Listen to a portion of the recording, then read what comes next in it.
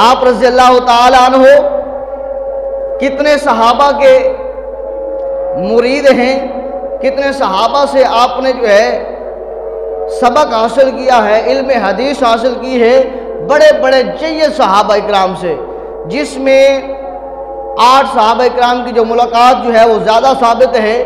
हज़रत अनस बिन मालिक रज़ी अल्लाह ताला अन्हु, आप इनसे भी पढ़ते रहे हैं, इल्म हदीस हासिल किया है आपने।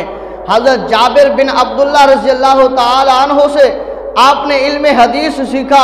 हज़रत अब्दुल्ला बिन औफ़ी रज़ी अल्लाह ताला अन्हु से, हज़रत मक़अल बिन यसार रज़ी अल्लाह ताला अन्हु से, और हज़रत वासला बिन अस्क़ा रज़ी अल्लाह ताला अन्हु से आपने इल्म हदीस सीखा। हज़रत अनस रज़ी अल्लाह ताला अन्हु, हज़रत जाबिर रज़ी अल्लाह ताला अन्हु, हज़रत वाइला रज़ी अल्लाह ताला अन्हु से आपने इल्म हदीस को सीखा है सहाबा इकराम से। अब बात करें तफसील से कि बहुत बड़े बड़े मसाइल जो थे हज़रत इमाम आज़म अबू हनीफ़ा रहमतुल्लाह अलैह ने उनको हल फरमाया है।